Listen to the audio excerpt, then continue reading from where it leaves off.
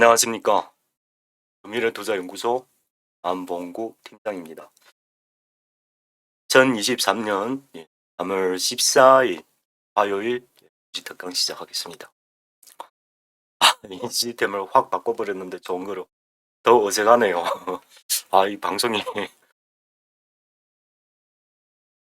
조작을 아직 좀 익숙하지가 않아서 중간에 방송이 좀 뭐 잘 안 들린다든가 목소리가 좀 이상하다면 좀 양해 할게요. 매일마다 계속 공부하는데도 잘 안 되네. 그건 문제. 마이크 테스트 하나 둘 하나 테스트 하나 둘 하나 둘.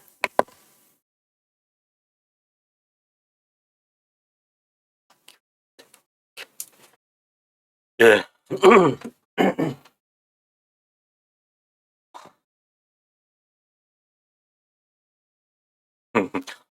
비싸다고 다 좋은 것은 아니더라고요. 예, 그렇습니다. 자, 오늘 방송 주제는요, 미국에 지금 일주일 사이에, 두 개 은행이 파산이 됐어요. 하나는 SVB, 예, 실리콘밸리의, 예, 그 중소은행. 실리콘밸리에서는 제일 크대요. 예. 그냥 전국적으로 하면은 뭐, 예, 중소은행이다만. 실리콘밸리는 어떤 곳이니까? 상당히 의미 있는 곳이죠. 뭐요? 미국의 주요한 벤처 기업들이 거의 다 그게, 예, 포진되어 있어갖고, 예, 그래서 벤처 기업의 자금 조달이 상당히 어려워질 것이라는, 예, 것입니다. 그리고, 두 번째, 그 뉴욕주에 있는 거, 그게 뭐 시그니처 은행이라고 하대요. 뭐 그게 아주 가장 오래된 중소기업인가 봐요. 예, 파산해서 미국 정부에서 바로 조치를, 예, 보호 조치를 취했습니다. 뭐, 미국 정부는 뭐 달러를 계속 찍어내니까, 예, 뭐 자기가 보호하고 싶은 은행들은 당연히 보호할 수는 있겠죠. 그래서 여기들 그 시장 보면 참 재미있어요. 예. 미국을 제외한 전체 시장은 그 뭡니까 지수가 뭐 폭락하고 그랬었는데 미국은 오히려 채권 금리가 올랐더라고요. 이게 무슨 시츄에이션인가. 그러니까 그 전 세계 글로벌 정치 보면 뭐 프랑스 그리고 일본 그리고 우리나라 세 국가가 변동폭이 가장 컸어요. 그러다 보니까 우리나라는 원래 원천적으로 뭐 그 경제가 좋아지든 나빠지든 가장 먼저 시장에 사실 우리가 국내에서 살아서 여러분 잘 모르셔서 그럽니다. 해외 투자자들에게 얘기하는 것들을 보면은 우리나라 지수 기준으로 글로벌 경제 보는 경우가 대부분이에요. 그게 왜 그러냐면은 우리나라 특성상 지리적 위치 때문에 경제가 가장 발달하고 전 세계 각종 무역을 다 하는 국가로서 이런 나라가 진짜 없죠, 전 세계적으로. 그러다 보니까 가장 먼저 제일 중요한 거는 우리나라가 금융이 자유죠. 자유 환율 제도가 도입된 것으로 그리고 우리나라 통화는 그 뭡니까 국제 통화가 아니지 않습니까? 그러니까 환율의 그런 그 뭐라 할까요? 환율의 지위가 덜 통제받는 거. 그러니까 자유로운 국가란 뜻입니다. 경제가 그러니까 하락하도 가장 먼저 하락하고 상승하도 가장 먼저 상승하는 그런 특징을 갖고 있어요. 그러다 보니까 대외 경제가 조금만 흔들리도 우리나라 시장 변동폭이 아주 커지는 그런 효과를 갖게 되어 있는 거죠. 제가 금융을 입문해서 이번에 세 번째예요. 금융 아니 아직 금융위기 닥쳤다고 얘기는 못 합니다. 닥쳤다고 얘기는 못 하는데 저는 사실 작년부터 계속 얘기했죠. 금융위기 온다고. 음. 제가 그런 얘기하는 이유가 그게 뭐가 있냐면은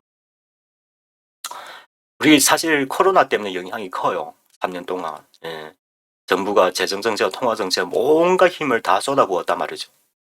그런데 정부에서 돈을 풀어서 수요는 창출됐는데 그게 원천적으로 사회경제, 시장경제에 그런 수요를 창출하는 것은 아니라는 거죠.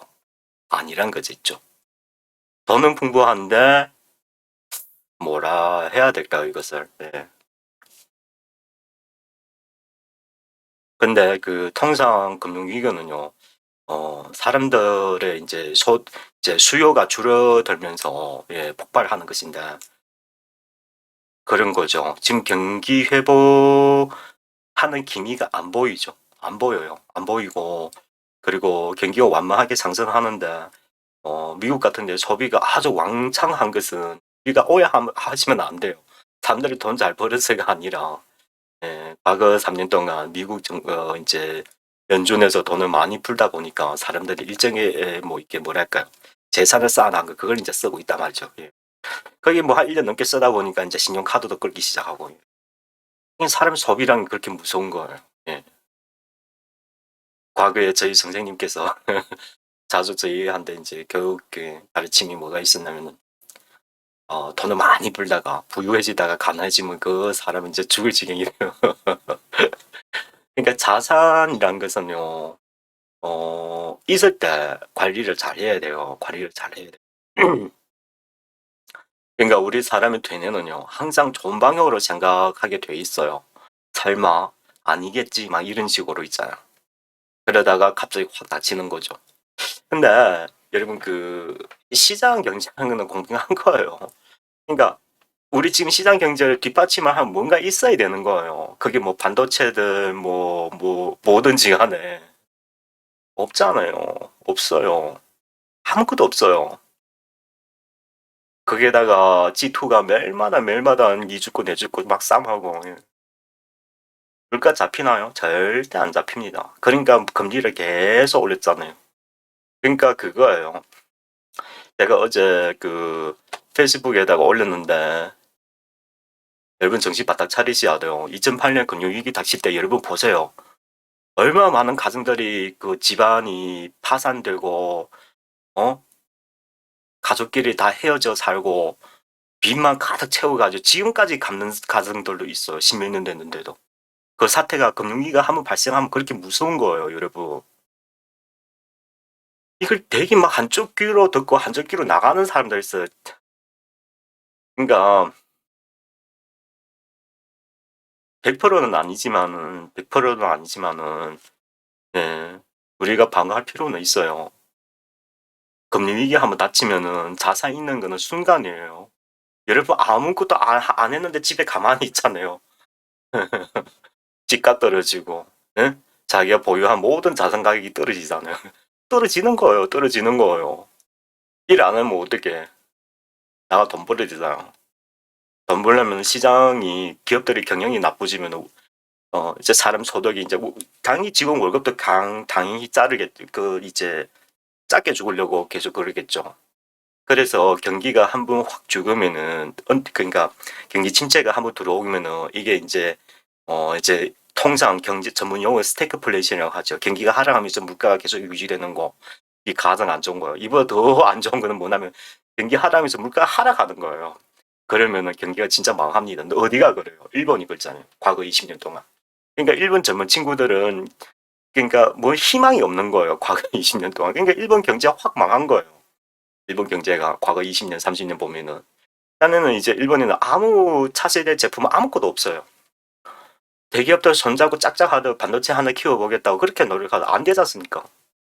아몰레드도 우리한테 못 비교하고. 그러니까 이게 왜서 그러냐면은 금융위기 때문에 그런 거예요, 여러분. 이게 일이 무서운 거예요. 그러면 이게 초발이 뭐냐? 부채예요, 부채. 부채예요. 그러니까 우리 정부가 미래 세대 좋은 걸 남기려면 부채를 줄여야 돼요.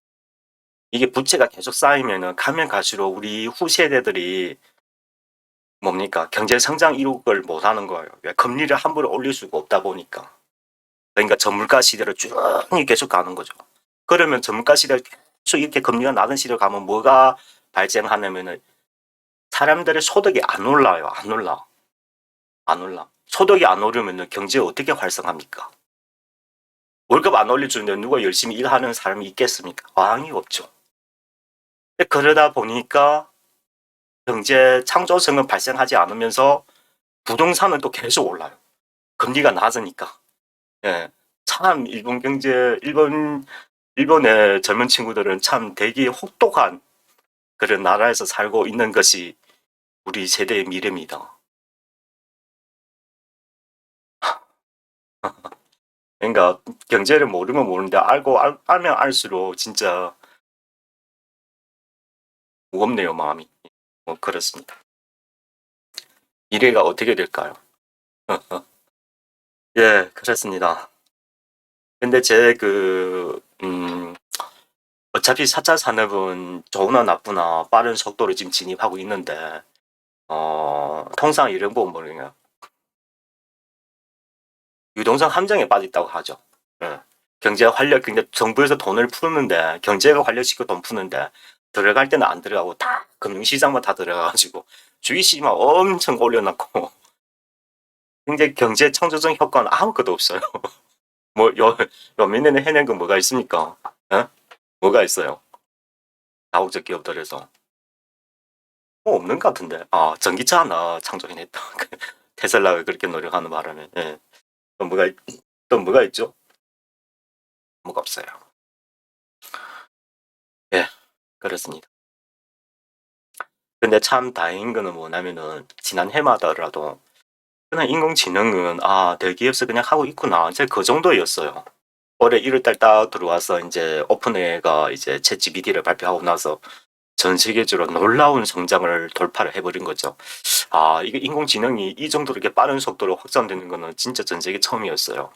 과거에 그 통계 보면은 구글에서 이제 검색 플랫폼을 만들 때 1억 명이 표본 모집하는데 몇 년이 걸렸죠. 이거는 뭐 몇 개월밖에 안 걸렸어요. 지금 1억 명 넘는다 하지 않습니까? 와, 이거는 뭐 진짜 혁, 아, 그냥 혁명이에요. 혁명, 가다가 아니라 그냥 혁명이에요, 혁명. 예. 그러니까 사실은 우리나라 대기업들에서도 뭐 삼성전자 같은 경우에도 뭐 이게 그 스마트 싱스 스테이션을 이제 선포를 했고 그 현대 같은 경우에도 스마트 모빌리티를 2년 전부터 인수 합병하면서 열심히 준비했죠. 4차 산업. 그 이제 전문 용어 DS 시대라고 합니다. DX 시대. 그러니까 모두 디지털화 시킨다는 그런 뜻이에요. 디지털 트랜스포머. 예. 그러니까 모두 디지털 시대로 이제 전환한다. 이제 그런 뜻이거든. 그게 4차 산업이에요. 그런 와중에 이게 그 어차피 인공지능 되는 것인데 이렇게 순식간에 이렇게 그게 뭡니까 딥러닝 기술을 이렇게 사람들의 일상에 이렇게 와닿을 줄은 진짜 몰랐죠. 그러니까 여러분들께서는 챗 GPT들 막 테마로 주식을 투자하고 있을 때 우리는 지금 한 달간에 지금도 매집하고 있어요. 의료, 자동차, 그리고 막 각종 모빌리티에 들어가는 소프트웨어 이게 집중해가지고 지금 우리가 5개, 6개 기업을 지금 매집하고 전부 다 인공지능이에요. 전부 다 벤처예요. 억수로 사고 있죠. 그래서 저는 그렇게 생각했었어요. 금융위기는 저는 꼭 온다고 봐요. 좀 늦든 빠르든. 예. 근데 그게 언젠가가 중요하겠죠. 예. 저는 올해 연말이라고 보고 있어요. 물론 저도 제 생각이 틀렸으면 좋겠어요. 음. 근데 나도 내 생각이 좀 틀렸으면 좋겠는데 시장이 그런 방향으로 계속 가니까 나도 스스로 얘기하면서도 인정하고 싶지 않으면서 어쩔 수 없이 인정해야 하는 거예요. 자, 일단 부동산 가격이 전 세계적으로 다 하락하고 있어요. 그렇죠? 그러면 뭐가 어떻게 되니까? 사람들의 이제 그 뭡니까? 가처분 소득이 계속 줄겠죠. 그렇죠. 그리고 일자리 같은 경우도 그래요. 미국만 좋아요. 미국만 좋아요. 유럽이고 일본이고 우리나라고 중국이고 다 안 좋아요. 그럼 미국만 계속 그래 좋아할 수가 있을까요? 물가가 6% 이상 계속 유지하는 상황에서 월가들은 그분 노랜딩이래요. 완전히 사기꾼 아니니까. 눈뜬 사기꾼들이에요. 월가들은. 절대 믿지 마세요. 절대 믿는 사람이 바보예요.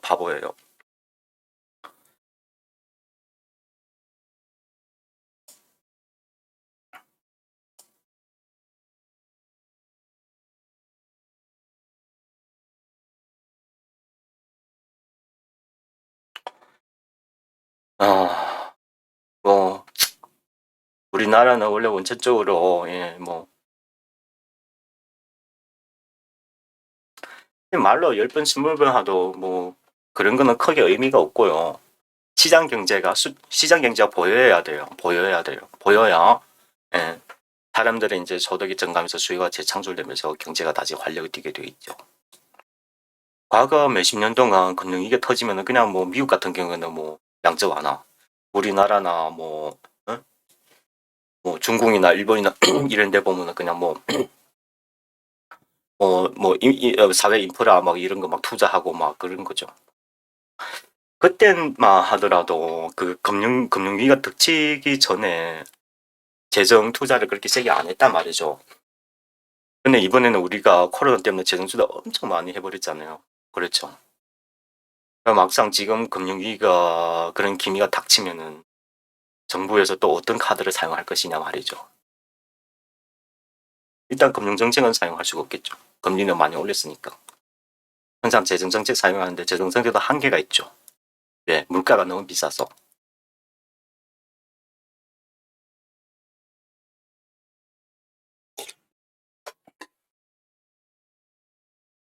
그러니까 지금 메모리 가격 보면 보이죠. 예. 계속 하락하고 있어요. 계속 하락하고 있어요. DDR5도 300불에서 100불까지 떨어지더라고요. 조만간 100불 이하도 떨어질 것 같은데. 여기 뭐 저는 반도체 전문가는 아니라서 예. 근데 어쨌든 딥러닝이 DDR5가 그게 적용되는 것이 좀 그 뭐랄까 용량이라 할까요? 그게 좀 많이 부족하다 하네요.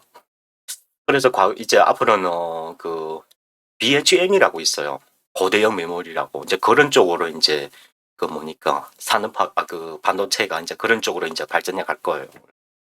그렇습니다. 그러니까 그 이제 뭐 GPU도 참 좋지만은 GPU보다 좀 더 한 단계 있는 게 이제 NPU로 NPU로 이제 PIM 반도체로 이제 진화할 거고 모든 이제 인공지능 시대로 이제 진입하는 거예요. 근데 주요하게는 지금 아직 인공지능은 이제 시작 단계죠. 시작 단계고 어떤 상용화돼도 완전한 무슨 이렇게 제품이 아직 출시된 건 아니에요. 아니지만은 상당히 빠르죠. 예. 그 며칠 전에 보니까 그 MS에서 GM의 자동차 그 제어하는 거, 그 인공지능 인공지능 그 솔루션 작년부터 연구 개발했다더구만. 그래서 GPT-4가 GPT-4 세대가 이제 조만간 발표가 된대요. 되는데 와 놀랐습니다. 예. 멀티모달이라 해가지고 한번 봅시다. 예. 문자는 기본이고 음성, 이미지, 영상까지 모두 다 생성하는 ARM입니다. GPT-4가. 그러니까 이걸 멀티모달이라고 하면 저도 단어 잘 모르서 이렇게 검색을 해보니까 여러 가지 기능을 여러 가지 기능을 한 대에다가 이렇게 발휘하는 거라는 그런 용어입니다. 이제 공개한다고 하네요.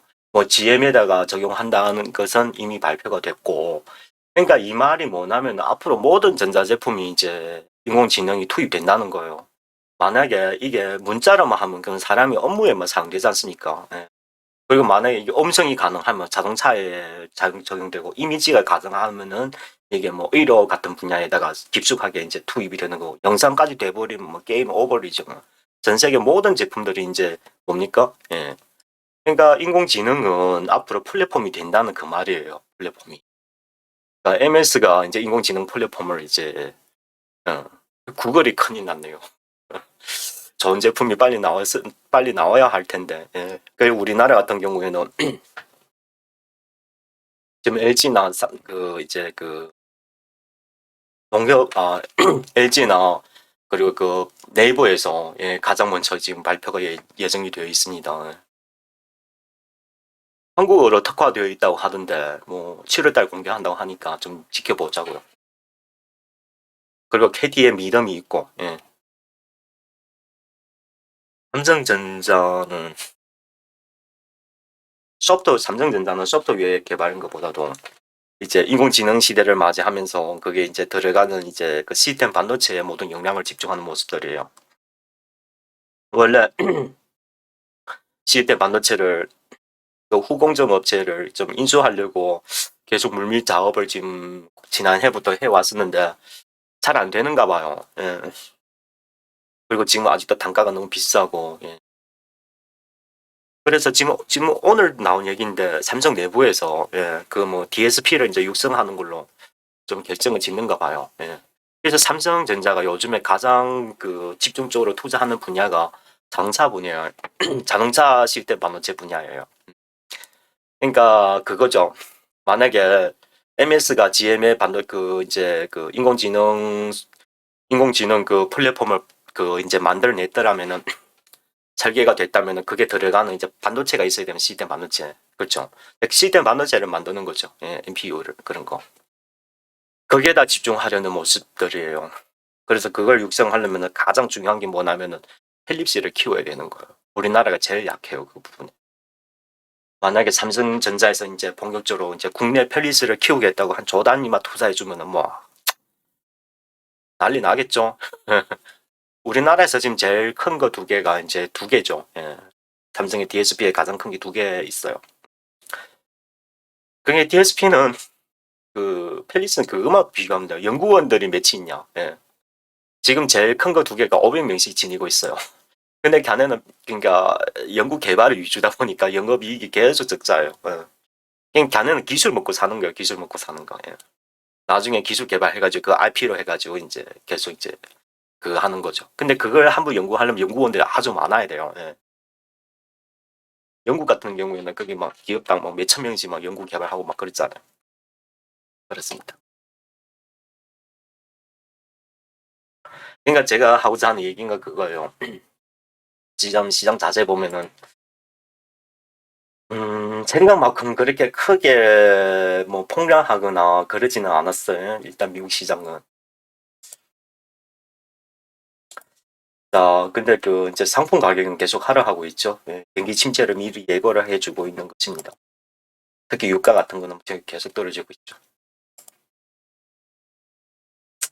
근데 여러분 이렇게 보시면은 지금 채권 보면 다 보이죠, 그렇죠? 미국 2년물이 4.2%. 금리가 올랐어요. 아니 그 채권 금리가 올랐어요. 하락해야 되는데.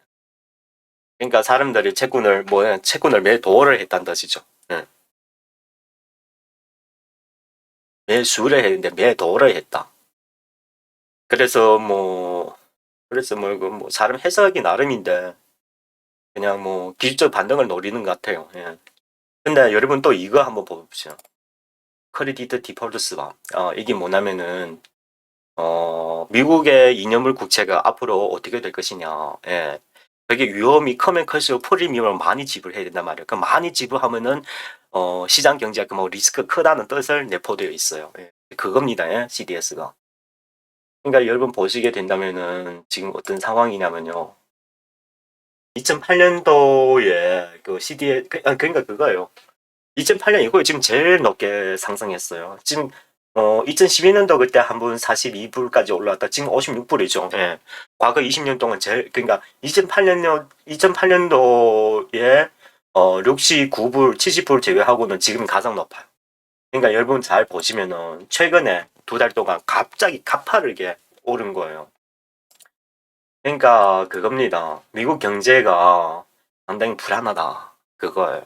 예, 그건데 이게 가장 먼저 보여줬어요. 예. 그렇더라면은 이게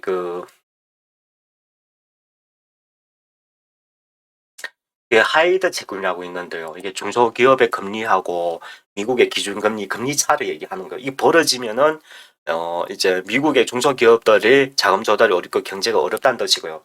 금융위기가 터질 때 직전에 이게 막 크게 벌어져요. 중소기업들이 자금 조달이 어렵고 막 힘들다는 뜻이죠. 그런 거예요. 예. 2008년도 보면 이게 막 쭉 오르잖아요. 근데 우리나라 많은 경제 전문가들이 뭐 그냥 아직도 크게 안 움직이니까 괜찮다. 예, 괜찮다. 예. 근데 항상 이 금융위기라는 거는 100% 장담친 거 아닌데 이 공포가 고점짜리 공포만 형성되면은 금융위기는 작든 크든 근데 이게 크게 오나 작게 오나 그런 차이도 또 있죠. 예. 어차피 오는 거요. 오는 게 좀 깊게 오나 이제 짧게 오나 이제 그런 차이죠. 이제 2008년도 같은 경우에는 리먼 버드 사태 확 폭발하는 바람에 기업들이 무방비하게 당했어요.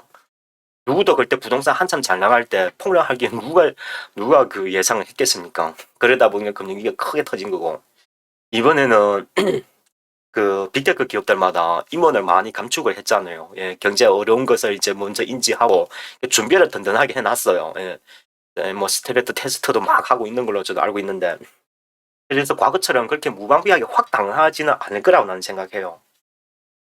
그래서 지금 미국의 그 뭡니까? 이게 은행이 이렇게 두 번이나 파산하더라도 국제 금리가 생각만큼 그렇게 크게 요동치지는 않았어요. 과거 같으면 어떻게 돼요? 다 이제 그 뭡니까? 채권을 몰리면서 금리가 폭락해야 되죠. 그게 이제 금리 위기가 초상인데, 근데 생각만큼 그렇게 강하지는 않았어요. 강하지는 않았는데, 그래서 제 생각은 그래요. 지금 프랑스나 이탈리아나 뭐 이런 데 보고, 그리고 일본이나 우리나라 좀 너무 과민 반응했다. 예, 그겁니다. 그 금융이 오더라도 이게 한 번에 이렇게 확 오지가 않아요. 이게 가다가 이게 뭐 이게 어차피 미국 정부에서는 한두 개, 세네 개 이게 어떻게 구원하려고 노력을 할 거예요. 근데 최종적으로는 중장기를 봤을 때 이게 연쇄 효과가 난단 말이죠. 연쇄 효과. 왜 금리가 계속 오르니까 은행에 그러니까 상당히 금리 차가 벌어지면은 은행의 조달 금리가 높아지잖아요. 그러다 보니까 대출을 이제 끌어야 하고 이제 영업 마진이 안 남는 거예요. 그러면 이제 경제 침체가 스스로 실물 경제가 그게 이제 지표로 나타난다는 거죠. 그러니까 항상 그 어떤 그 이제 통화 정책이 한 1년 후에 2년 후에 경제 위기가 발생하는 이유가 여기에 있어요. 그렇게 이제 실물 경제에 침투한다는 거죠.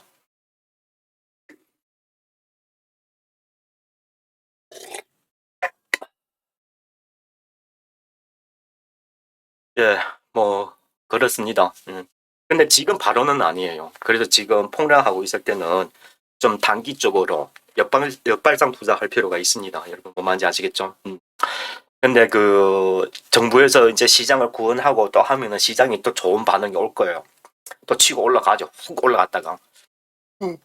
분명히 말씀드리는 거는 경기가 좋아진 것이 아니라 그냥 기술적 반등, 한머니들의 시장이 왕창 지금 때려받고 있어요. 지금 제가 요즘에 한경 TV를 많이 봐요. 예, 지금 요즘에 그 미국 시장에 해석하는 그 연구원들이 막 미국 현지의 전문가들 초대해서 막 이렇게 미국 경제 실시간으로 막 이렇게 설명해주고 하잖아요. 거기에 보면은 그 뭡니까 그 무슨 생명회사 하던데 예. 알죠? 보시는 분 아실 거예요. 그분이 하는 얘기가 지금 저도 많이 동감 가요. 그분은 올해 우리나라 그 환율이 한 1,500포인트까지도 보고 있더라고요. 그러니까 우리 시장이 폭락한다는 뜻, 경제가 엄청 안 좋다는 뜻이죠. 지금 우리나라 환율이 1,320이죠. 그렇게 보고 있다는 것을 이제 내비치고 있더라고요. 그러니까 항상 대중의 심리를 이런 것은 뭐라 얘기를 못 하겠는데 항상 반대로 생각하면 거의 틀림없더라고요. 그러니까 우리 대뇌를 우리한테 마비시키게 안 하게끔 여러분 잘 조절하라 그 말이죠. 그러니까 뭐냐 지금 주식을 뭐 본격적으로 많이 투자하는 거는 저는 아니라고 봐요. 예. 근데 우리가 그런 걸 생각해 볼 필요가 있어요. 시장은 금융위기가 닥치더라도 그러니까 실물 경제 확 빠지면은 정부는 어떤 수로도 경제를 살려야 돼요. 살려야 돼요. 그럼 경제를 살리는 게 뭐냐? 그러니까 어디에다가 정부가 돈을 푸느냐 그런 관계죠. 예. 뭐 지난 그 뭡니까 코로나 때처럼 막 이렇게 돈을 막 이렇게 뿌리고 막 그럴까요? 그러지는 뭐 할 거예요. 그러지는 뭐 하고 어떤 특정 분야에다가 죄송합니다. 제가 오늘 저녁을 좀 그 말무가지고 어 그럴 거라고 봐요. 근데 그러면은 솔직히 돈을 많이 지금 투입할 수 있는 분야가 뭐가 있냐 우리가 곰곰이 생각해 볼 필요가 있어요. 근데 솔직히 뭐 말할 필요도 없어요. 딱 하나예요. 인공지능입니다. 근데 정부는 앞으로 이게 제가 지난번에 인공지능 하면서 로봇 이야기를 많이 해드렸잖아요. 로봇 사업을 이렇게 정부 입장에서 억수로 이렇게 투입하는 이유가 경제 전반에 큰 그 뭡니까 로봇이 뭐 산업을 키운다는 것보다도 경제 전망에 아주 유리한 부분이 많아요. 그래서 로봇 산업을 그렇게 무지막지으로 크게 정부에서 이렇게 밀어주는 이유가 그게 있죠. 그게 만약에 인공지능까지 투입되면은 그거 뭐 나이스 원. 예. 진짜 좋은 거죠. 예. 그러면은 이제 물가가 전반적으로 잡히는 거죠. 로봇이 이제 사람이 대체해버리니. 그럼 생산 원가가 많이 떨어지지 않습니까? 그렇죠? 예. 그러다 보니까. 단순 업무가 앞으로 2, 3년, 길면 5년 많이 줄을 거예요. 많이 줄어들 거예요. 그래서 앞으로 주식 투자는요, 단순한 시세 차익보다도 우리 사랑하는 가족을 위해서 잘 투자해가지고 금융자산을 만들어야 돼요. 그 주식으로 금융자산을 많이 쌓아놔야 앞으로 우리가 일을 뭘 할 때, 혹은 일자리가 좋지 않을 때, 우리 자식들 앞으로 뭐 하고자 할 때, 이제 4차 산업 이제 콕 들어가면은 우리 이제 그러니까 빈부격차가 점점 더욱 늘어나는 거예요. 그러니까 없는 사람은 점점 없어지고 있는 사람은 계속 있어지고. 그러니까 여러분 주식 간단하게 생각하셔도 너무 어렵게 생각할 필요 없어요. 부자들은 다 뭐다? 다 주식으로 갖고 있는 거예요. 주식으로. 그냥 사고 팔고 하지 말자는 거예요. 제 말은.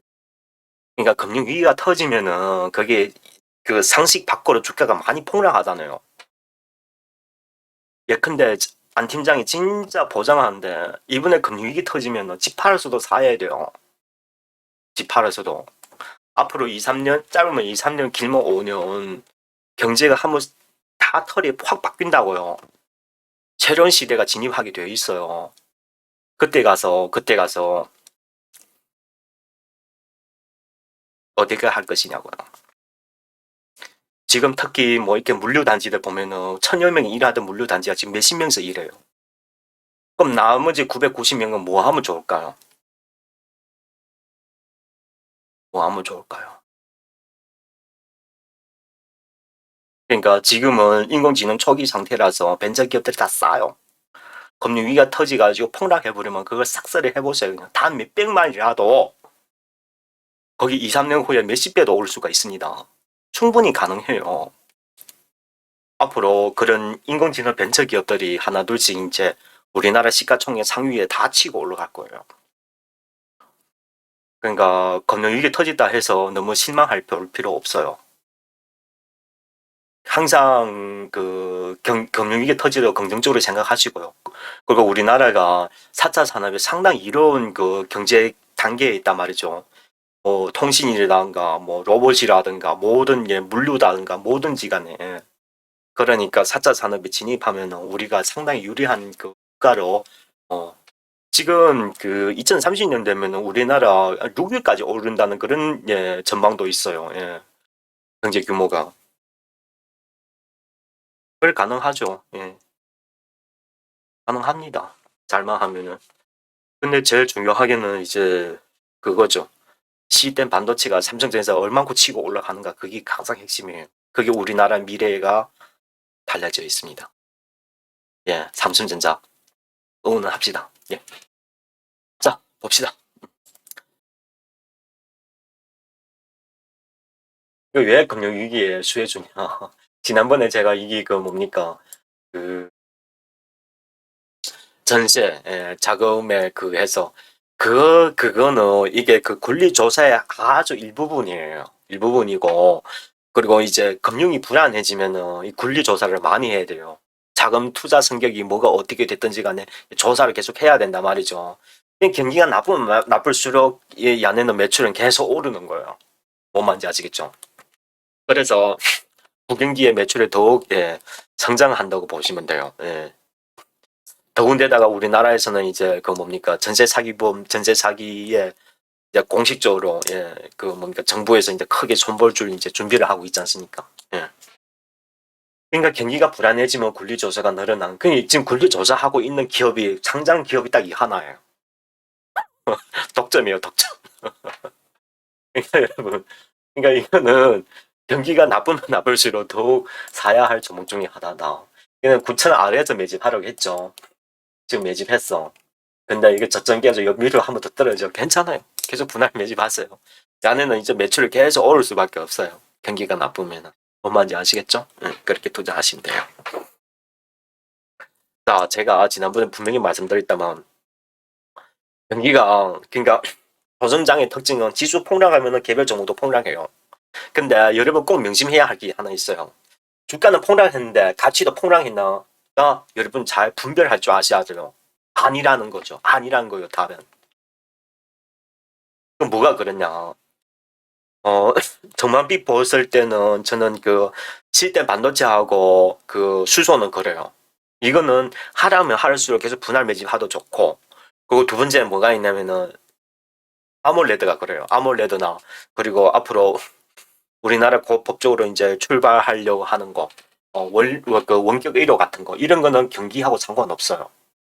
그러니까 기업 주가가 폭락하면 폭락할수록 더욱 사도 너무 좋다는 뜻이죠. 그냥 분할 매집하라고요. 분할 매집. 뭐가 정확하게 저는 답을 드릴 수가 없어요. 뭐 마이너스 20% 하면 사라, 마이너스 10% 그런 게 아니고. 어. 제가 지난번에 그러니까 하나 사례를 들어보자고요. 인피니트 같은 거. 진짜 좋은 회사인데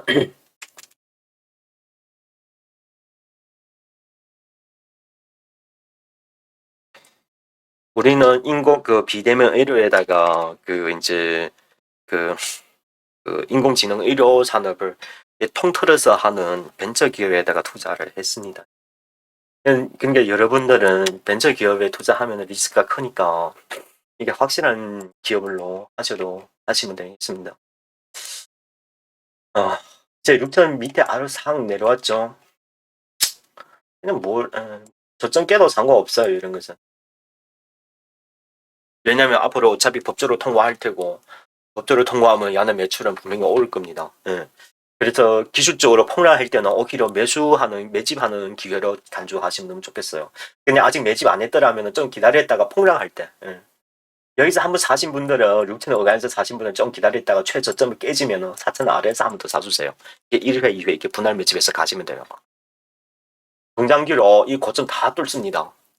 아시겠죠? 법이 통과되고 이제 이게 그 뭔가 시행되고 하면은 그래서 이런 기업은 미래 가치가 있는 기업이기 때문에 만약에 3천까지 폭락했다. 그러면 너무 고맙습니다. 더 사시도 돼요. 두려울 거 하나도 없습니다. 두려워하지 마세요, 여러분. 주가가 떨어졌다 해서 두려워하지 마십시오. 기업의 전망빛이 그려져 있는 기업들은 괜찮아요. 상관없어요. 괜찮습니다. 뭔 말인지 아시겠죠? 그러니까 시장이 너무나 폭락하기 근데 그런 경우가 있어요. 주가가 하락했는데 지하로 가버려. 그러면은 그 경제가 아주 깊숙하게 안 좋게 변한다는 뜻인데요. 뭐 그렇게까지 갈 거는 안 갈 거라는 보고 있는데 만약이라도 그렇게 가버리면은 그러면 제가 진짜 미안하게 됐습니다. 예. 근데 어차피 이게 비대면 의료 사회 법으로 통과되면 막 시작하면 초기 단계에서 이제 투자가 많이 필요로 하기 때문에 가장 인기 있는 산업이 될 거예요. 그래서 경기에 상관없이 이런 혁신적인 제도적인 혁신으로 돌아가는 거. 또 STO도 마찬가지예요, 여러분. 실은 제가 지난번에 말씀 안 드렸는데 STO 있잖아요. 가장 핵심 기업 시장에서 사람들이 아직 몰라요. 몰라요. 기업의 가치가 엄청 나는데도 불구하고. 여러분 우리나라에서 NFT 같은 거잖아요. 그 기술 지원 가장 많이 매출 오르는 기업이 어딘지 아십니까? 그거 기업이에요. 이런 기업들은요. 아무튼 무궁무진하게 성장 잠재력이 있죠. 이게 STO 이제 곧 하잖아요. 그렇죠? 1위는 뭐다? 토지거래. 2위는 뭐다? 미술품. 3위는 음악 저작권. 예, 이렇게 지금 이것도 새로 산업이니까 이걸 만약에 테마로 보시면 진짜 실수하시는 거야. 됩니다. 이런 것은 이제 앞으로 법이 통과되고 이제 제도화로 딱 들어오면은 이제 거래가 활성되면서 예. 근데 시장이 한번 형성됐다가 없어지는 거 아니잖아. 계속 거래가 되지 않습니까? 그러니까 이런 상품들은 가격은 계속 오를 수밖에. 이거 경기가 뭔 상관이에요? 상관 있긴 하죠. 근데 이게 뭐냐면은 대체 상품이에요. 그림이란 거는 경기가 나쁘지면은 그림 상품 거래가 더 활성화되는 게 있어요. 이게 금융투자 계성이 대체 상품이라 한단 말이죠. 아마 좀 이렇게 투자해 보신 사람들은 아실 거예요. 예. 이제 좀 재벌집 집안에서들은 이게 경기가 안 좋으면 그림을 많이 사요. 거래를 하기 위해서.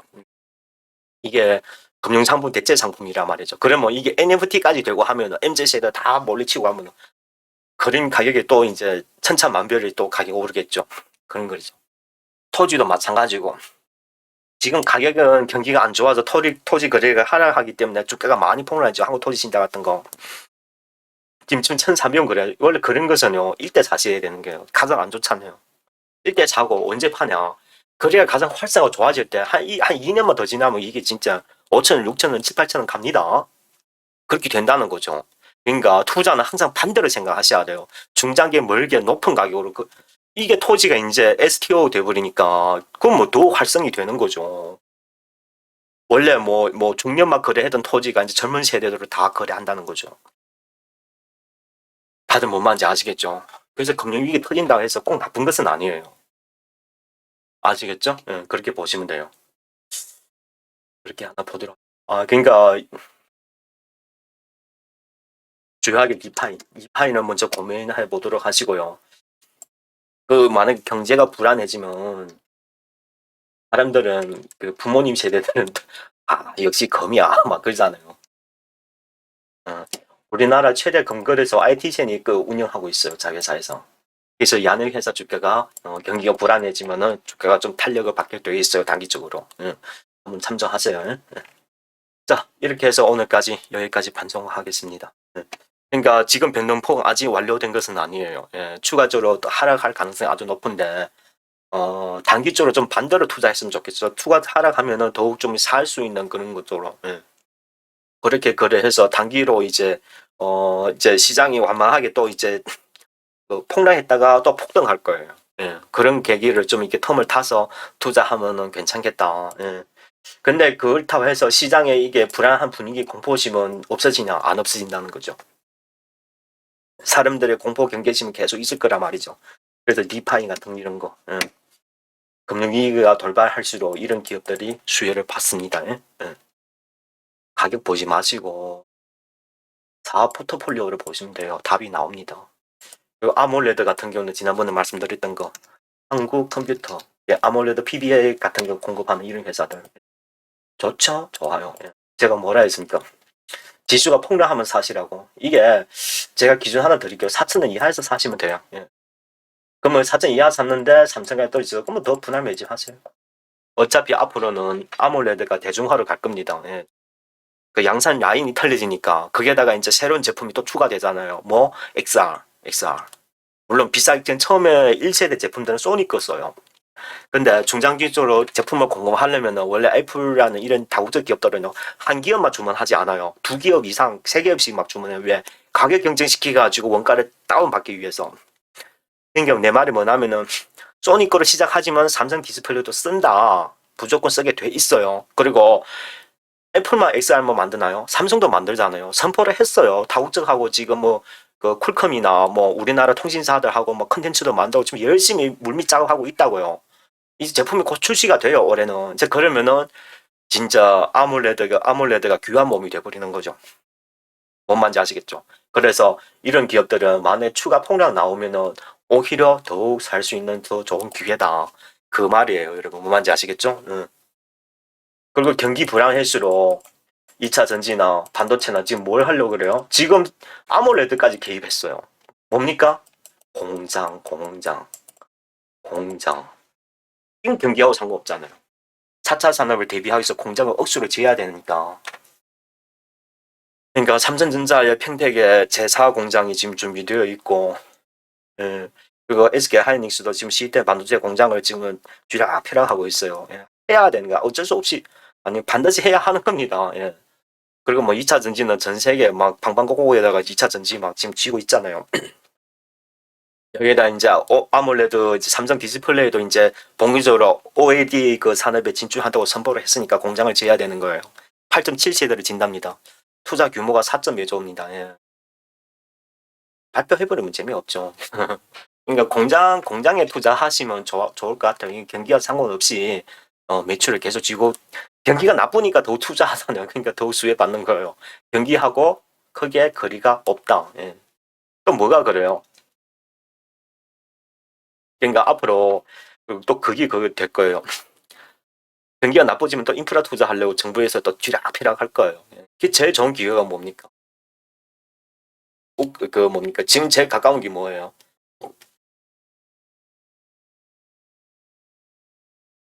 튀르키예. 투자 재건해야 되지 않습니까? 집 건물 다 넘어진다. 그 다음에는 우크라이나도 또 재건해야 되겠고. 그러니까 폭락하면은 이런 인프라 투자하는 것도 좋아요. 오늘 뉴스 보니까 각도 신공화도 뭡니까? 좀 일찍 하겠다는 그런 뜻으로 내고 하고 있던데. 그러니까 가덕도 신공항이 좋아서 그게 아니에요. 경기가 어려우니까 재정 투자해야 되는데 뭐로 할 것이냐. 명분이 있어야 되지 않습니까? 그러니까 가덕도 신공한 걸 빨리 건설하는 것도 사실은 가덕도가 필요해서가 아니라 경기가 너무 안 좋아서 그런 거예요. 그러다 보니까 정부가 인프라 투자하는 겁니다. 그렇게 보시면 돼요. 자, 오케이. 오늘은 자 여기까지 설명드리고 앞으로 시장 상황이 어떻게 더 잘 될 것인가 저도 줄곧 지켜보면서 더욱 추가적인 설명을 드리도록 하겠습니다. 여러분 되도록이면 주식하지 마십시오. 되도록이면 지금은 주식시장 탐내서 돈 벌 때가 아니에요. 근데 저는 안 팀장하고 그 회비 낼 돈도 없고 난 내 혼자 무조건 해야 돼.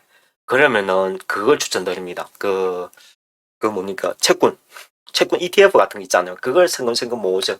뭐 상승 흐름은 좀 더 돼요. 근데 불경기에서 막 높은 수익을 원망한다면 그거는 욕심이에요. 아니면 이럴 수가 있어요. 여러분들이 없어져도 괜찮다는 금액으로 최소 몇백만 같은 거는 없어져도 여러분 다 잘 살 수가 있잖아요. 벤처기업에 투자하실 생각 있으시면은 안 팀장 찾아오십시오. 그러면 제가 말씀드리도록 할게요. 거기에다가 한 2, 3년만 짱 박아 두보세요.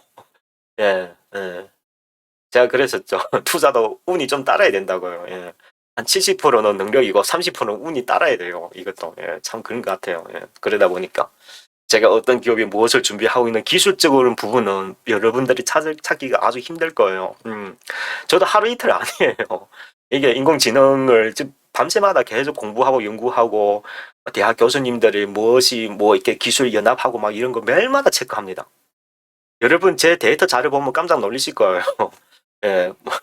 아무튼 방대합니다. 여러분 아는 거 모르는 거 시장에서 보이는 거 안 보이는 거 매일마다 기록을 해요. 저는 몇 년 동안 기록했으니까 데이터가 얼마나 많겠습니까? 그래서 누가 무엇을 하는지 그러니까 너무 면밀히 아는 거예요. 그래서 앞으로 4차 산업이 성장하면은 누가 분명히 많이 성장할 것이라는 저는 눈에 확 다 보입니다. 근데 좋은 건 알아. 근데 또 얼마에 사느냐가 또 문제고 얼마까지 또 가져갈 것이냐 그것도 문제예요. 그러려면은 안 팀장이랑 같이 손잡고 가야 되죠. 좋든 나쁘든. 그러시면 되겠습니다. 회비 같은 거는 너무 부담 어려워하지 마시고요.